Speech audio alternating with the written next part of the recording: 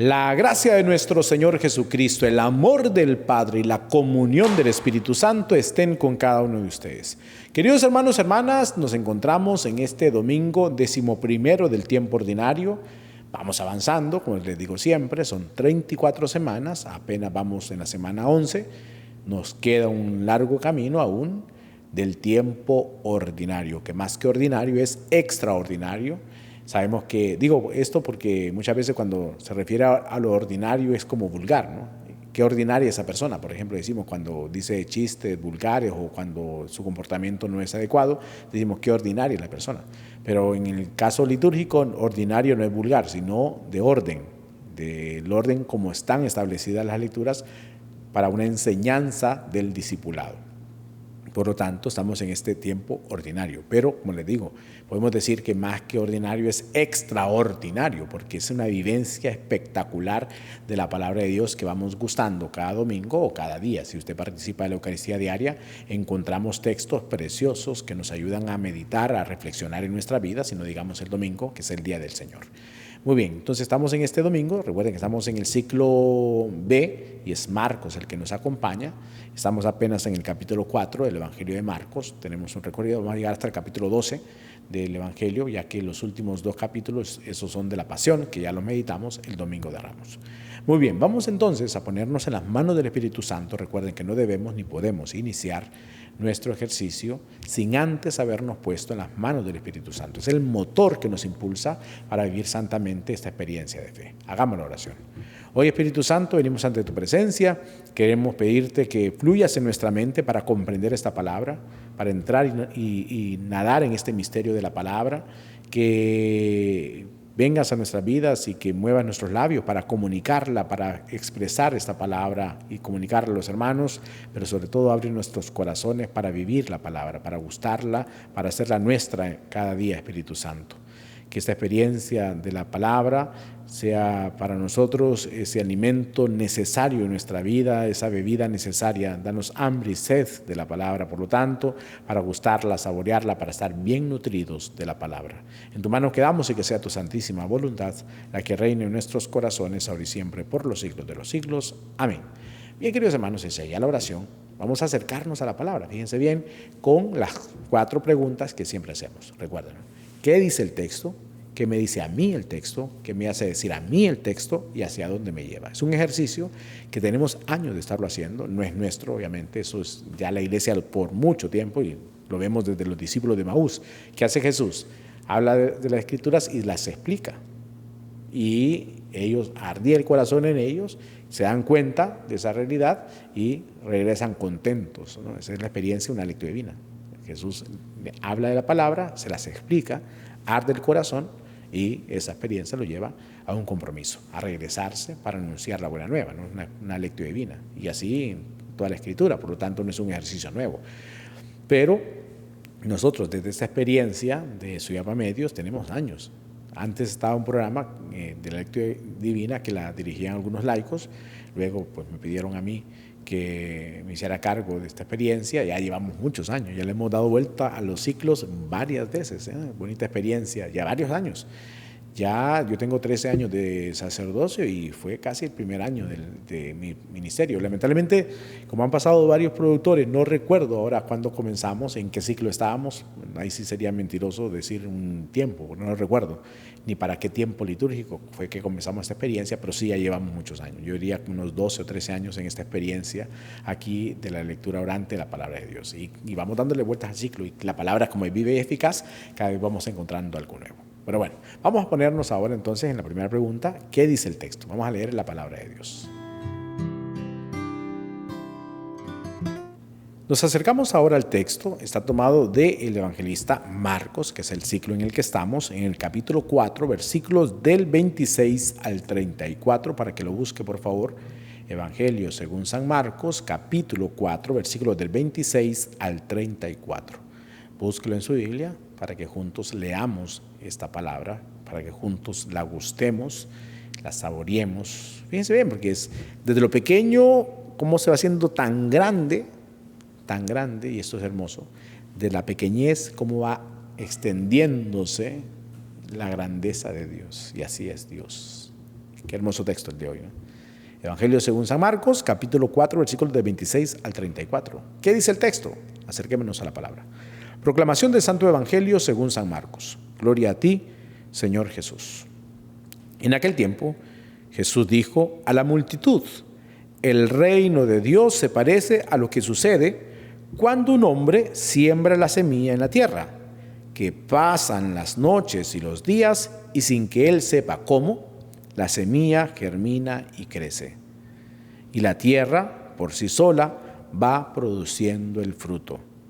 Primero los tallos, luego las espigas y después los granos y las espigas. Y cuando ya están maduros los granos, el hombre echa mano de la hoz, pues ha llegado el tiempo de la cosecha.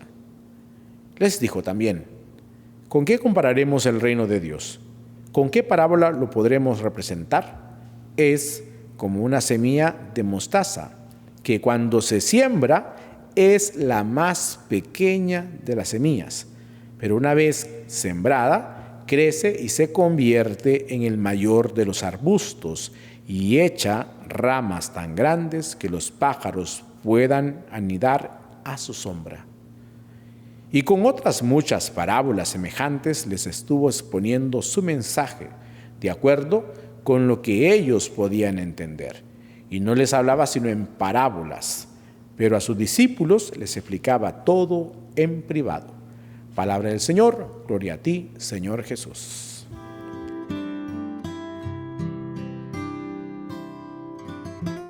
Ya hemos leído el texto precioso que se nos regala para este domingo, ya dijimos 11 o domingo 11 del tiempo ordinario. Fíjense bien entonces, hoy día podríamos hablar de la humildad, de la pequeñez, pero sobre todo de la grandeza en medio de esa pequeñez. Dios no se deja llevar por la soberbia, sino por la humildad. Y desde la humildad nos deja una enseñanza preciosa. En la vida del cristiano no puede estar llena de la soberbia. Y esto es uno de los pecados que más caemos. Y yo se los he dicho varias veces, desde mi realidad humana, uno de los pecados dominantes, o el pecado dominante, diría yo, como dice Santo Tomás, es la soberbia en mi vida. No lo digo ahora con orgullo, sé que he hecho mucho daño con mi soberbia, con la forma de expresar, de decir las cosas, o de dejar que la soberbia llegue a mi vida, y me he pegado unos buenos toques, ¿no? O sea, he tenido que morder el polvo muchas veces cuando toca caer de esa soberbia, porque aunque uno se eleve centímetros, milímetros de la tierra por la soberbia, la caída es estrepitosa y duele, ¿no? Porque nos hace morder el polvo. Y se lo digo, no, y lo vuelvo y repito, no lo digo por orgullo, o lo digo ensoberbecido, no, lo digo con humildad, que mi pecado dominante es ese, y que he trabajado y sigo trabajando en ello, ¿no? Porque como es mi pecado dominante, como que aflora y me hace caer nuevamente, ¿no? Me hace como que entrar nuevamente en la soberbia, querer sobresalir, y es donde realmente reconozco que todo lo puedo en Cristo que me fortalece, porque me ha sosegado, ¿no? Me ha ido haciendo morder el polvo y me ha hecho reconocer la grandeza de Dios, porque puedo decir como victoria que he trabajado mucho. Viendo mi historia de mi juventud ahora, ya como adulto, reconozco que ciertamente Dios ha hecho la obra. Y así seguramente ustedes podrán decir su testimonio de la soberbia y la humildad. Comprendiendo humildad no aquel que se queda callado o aquel que vive en extrema pobreza. La humildad es el que planta en tierra. Recuerden que humildad viene de humus, y humus es tierra. Por lo tanto, la humildad es aquel que se planta en tierra y pone la seguridad en Dios. Ese es el humilde. Pues bueno, entonces partiendo de esa experiencia que les digo, que seguramente ustedes lo conocen muy bien, porque o han caído o tienen un familiar así, ¿no? Entonces, igual, todos conocemos la soberbia. En las lecturas de hoy van a hablar sobre la humildad, entonces. ¿Y cómo? Fíjense bien, la primera lectura del profeta Ezequiel es preciosa.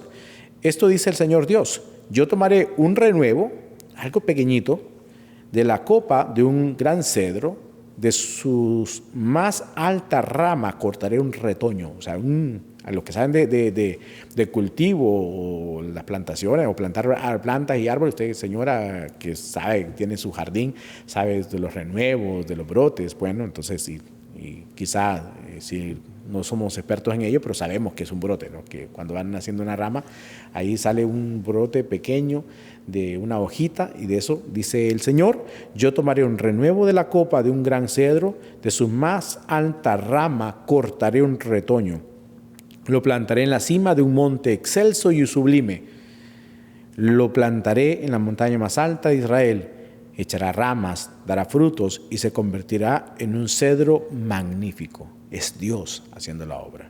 Es Dios que va haciendo crecer. Es Él que toma la iniciativa.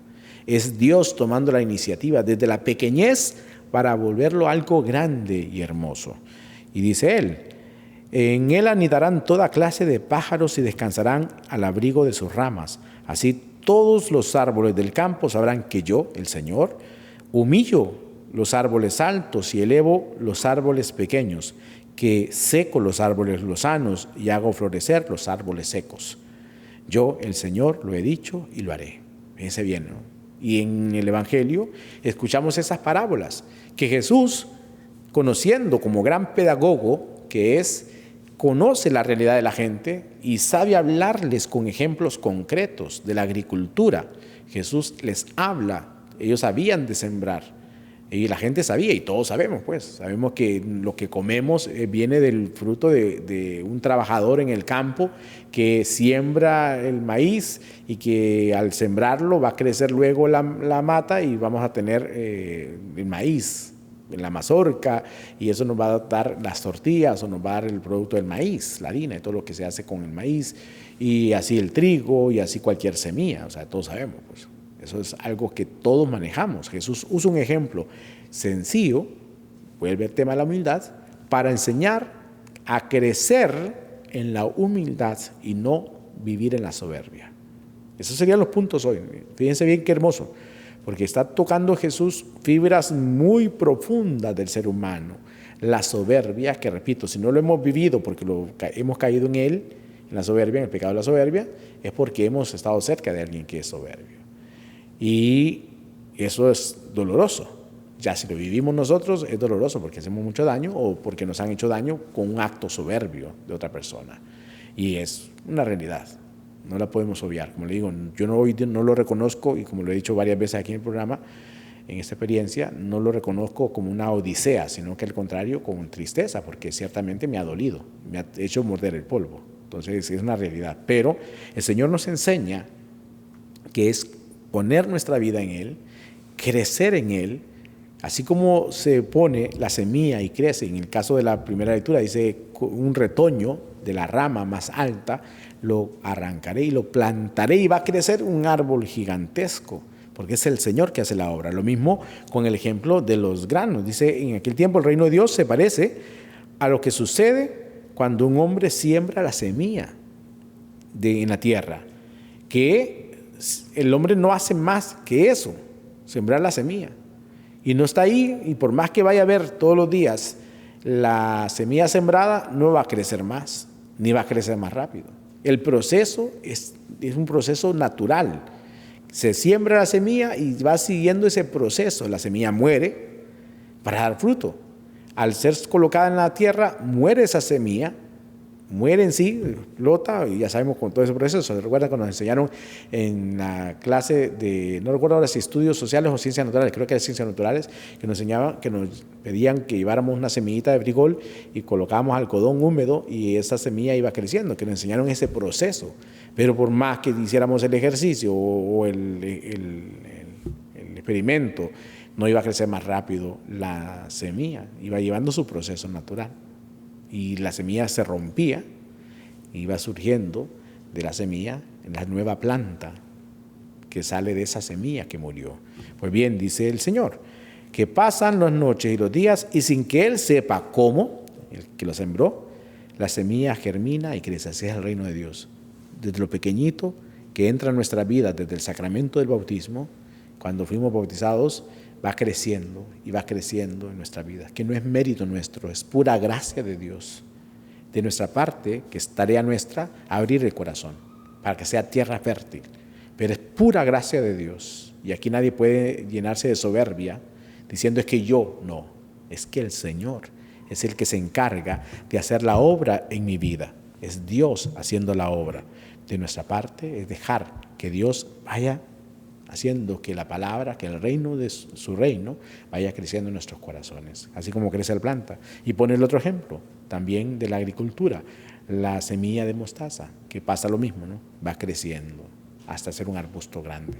Así es el reino de Dios. Vamos al segundo punto de nuestra lectura divina para hablar sobre ese tema de la humildad del reino de Dios versus la soberbia del ser humano. Vamos al segundo punto de nuestra lectura divina.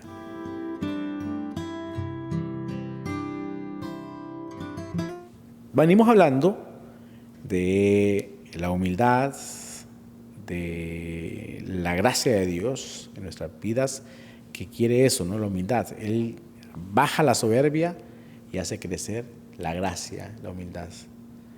Y aquí toca examinar nuestra vida a la luz de la palabra, si es que hemos caído en la soberbia. Esa soberbia que nos hace creer, ¿y qué es la soberbia? Sería la pregunta, ¿no? El creer que todo lo puedo con mis fuerzas.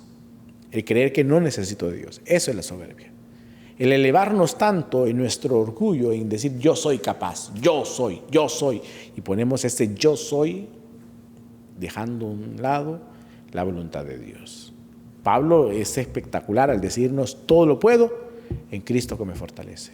Pablo tenía muchas capacidades, era un hombre muy capaz, era un hombre muy inteligente, un hombre muy capacitado, pero cuando reconoce la grandeza de Dios, lo pone todo en sus manos y hay un cambio en él. Ya no es él, es Dios. Él disminuye para que Cristo crezca en su vida. Y a eso estamos llamados, ¿no? A eso es lo que el Señor quiere. Para que el reino de Dios pueda crecer en nosotros, necesitamos morir a nosotros, para darle lugar a Dios. En la medida que vamos muriendo a nuestras realidades, a la soberbia, al orgullo, a la prepotencia, a la altanería, a creernos superiores, al vernos superiores, al vivir en nuestra realidad basados en nuestras propias fuerzas, en la medida que vamos muriendo a eso, va creciendo la humildad. Es una tarea bastante dura, bastante difícil, porque la misma realidad nos lleva, o sea, sobre todo cuando es un pecado dominante, como les he dicho, ¿no? Santo Tomás es experto en eso, hablarnos sobre el pecado dominante. Ese pecado que nos domina. Para algunos puede ser la soberbia, para otros puede ser la mentira, para otros puede ser los celos, para otros puede ser el rencor, para otros puede ser el desplante o no tomar importancia a los demás. En fin, cada quien tiene su pecado dominante. Aquí no podemos decir que todos somos soberbios, no.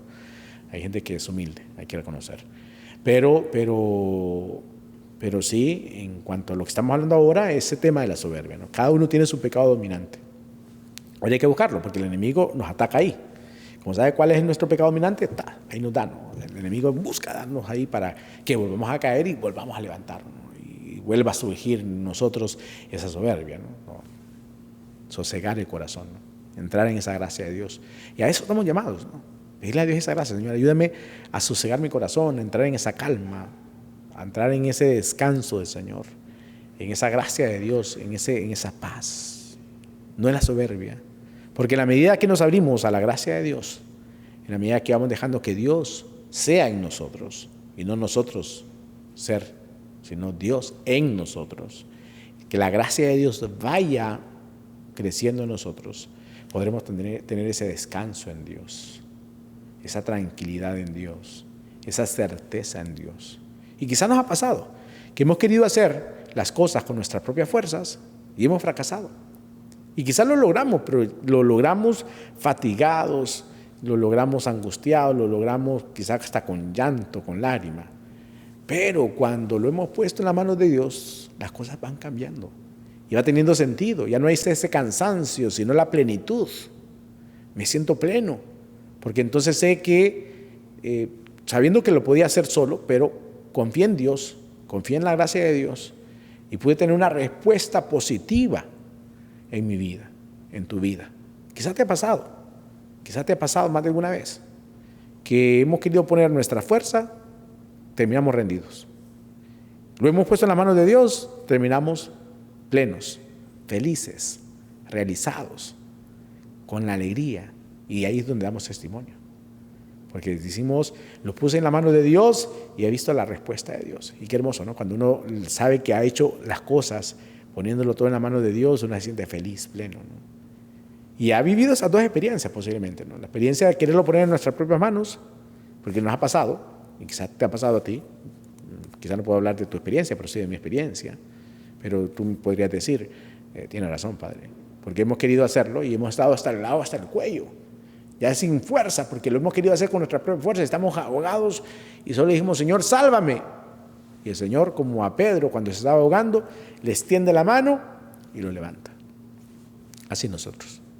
Quizás nos ha pasado, que la soberbia nos ha podido, hemos querido hacerlo con nuestras propias fuerzas, ya no podemos, tenemos el agua hasta el cuello, le pedimos al Señor y el Señor nos rescata, pero nos hace recordar que si lo hiciéramos con sus fuerzas, si lo hiciéramos con su gracia, las cosas serían diferentes.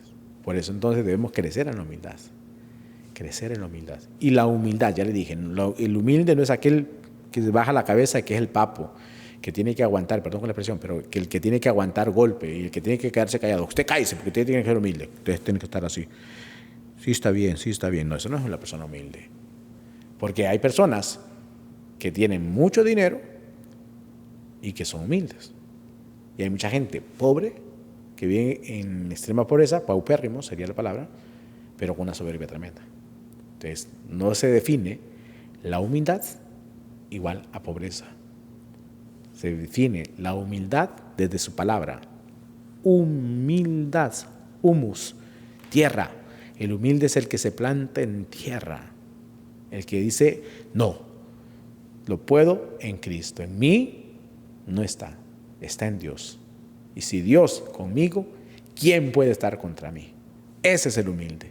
El que se planta en tierra, el que tiene los pies en la tierra. El soberbio crece, el humilde planta su vida en la tierra y reconoce la grandeza de Dios. Dice, todo lo puede en Dios. ¿Lo puede haber hecho Dios solo? Posiblemente. Porque Dios nos ha dado la inteligencia y la voluntad. Pero en esa inteligencia, en esa voluntad, elijo el camino del Señor. Elegimos el camino del Señor. Por eso necesitamos comprender esta palabra, comprenderla y ponerla en práctica en nuestra vida, ¿no?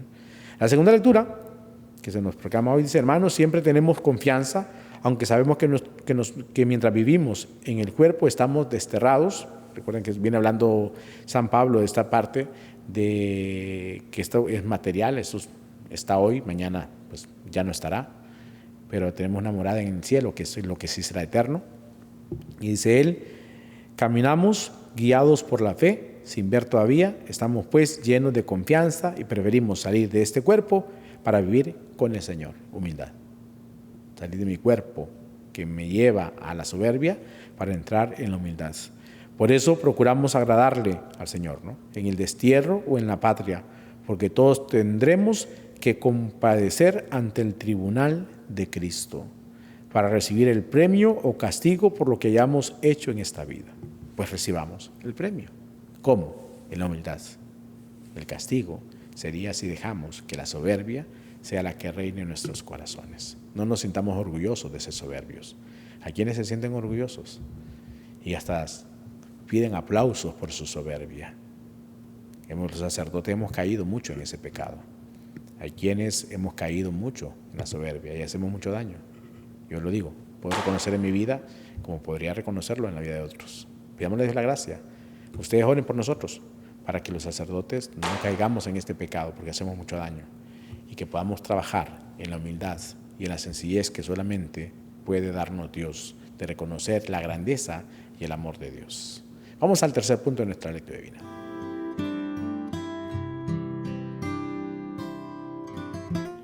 Vamos al tercer punto de nuestra lectura divina, que es la oración. Vamos a orar. ¿Qué me hace decir a mí el texto? Ya me habló, ya sé qué es lo que me quiere decir, qué te quiere decir a ti, tú ya sacas tus conclusiones. Ahora, ¿qué me hace decir el texto? Aquí vamos a orar, pero orar de la palabra. Padre, pero aquí tengo una necesidad, tengo un hijo enfermo. Sí, pero tenemos el resto del día para orar por esa necesidad que tienes.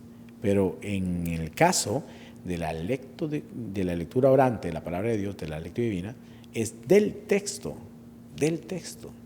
y no habla del Señor que nos va a cubrir nuestras necesidades, está hablando de dejar que crezca el reino de Dios en nuestras vidas, desde la humildad, ¿no? Que no es mérito nuestro, pura gracia de Dios, pura gracia de Dios.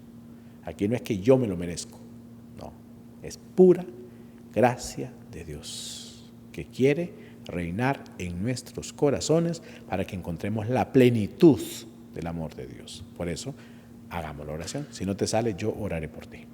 Hoy, Señor, después de haber escuchado esta palabra que nos ha hablado al corazón, ayúdanos, Señor, a reconocer en nosotros la soberbia, pero no para quedarnos en ella, para reconocer que ciertamente hemos caído en ese pecado de la soberbia en nuestras vidas, donde nos hemos alejado de tu proyecto salvífico, de tu proyecto de amor, y que ha podido más en nosotros esa soberbia. Ayúdanos, Señor, a vivir en la humildad, a plantarnos en tierra y decir que ciertamente todo viene de ti, que todo viene de ti, que todo lo podemos si ponemos nuestra vida en tus manos, Señor, porque tú engrandeces al humilde y al soberbio lo haces pequeño, insignificante en el reino. Tú harás justicia, Señor, en nuestras vidas. Tú harás justicia, y la justicia no como la vemos nosotros, Señor, desde la maldad o de la injusticia, sino la justicia que es ajustarse a tu proyecto. Queremos ajustarnos a tu proyecto salvífico en nuestras vidas, Señor. Queremos ajustarnos a tu amor. Haz justicia en nosotros, Señor, para que nos alejemos de la soberbia, de la prepotencia, del orgullo, y que podamos reconocer tu grandeza, tu amor, tu misericordia en nuestros corazones. Ve creciendo en nosotros, Señor, que vaya creciendo en nosotros el reino, para que, maduros en la fe, podamos entrar al gozo eterno en la plenitud de tu gracia. En tus manos quedamos, y que sea tu santísima voluntad la que reine en nuestros corazones, ahora y siempre, por los siglos de los siglos. Amén. Bien, queridos hermanos, hecha ya la oración, vamos al último punto de nuestra lectura divina.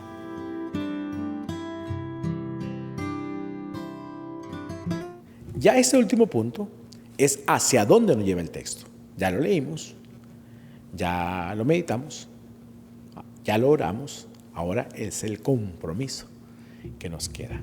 Hacia dónde nos lleva el texto. Esa tarea de morir a nosotros mismos. Si el grano de trigo no muere, queda infecundo. A morir a nuestras vidas para dar frutos. Y que el reino de Dios sea el que vaya creciendo en nosotros. Que vaya creciendo el reino de Dios, no yo, no tú, sino el reino de Dios. Y en la medida que dejamos que el reino de Dios vaya creciendo en nosotros, seremos felices. Pidámosle esa gracia, ¿no? Saber reconocer en nuestra vida la soberbia para detenernos, plantarnos en tierra y crecer en la gracia del Señor. Que esa sea nuestra tarea para este domingo, para esta semana y para toda nuestra vida. Bendiciones para todos, que el Señor los bendiga, en el nombre del Padre, del Hijo y del Espíritu Santo. Amén. Bendiciones.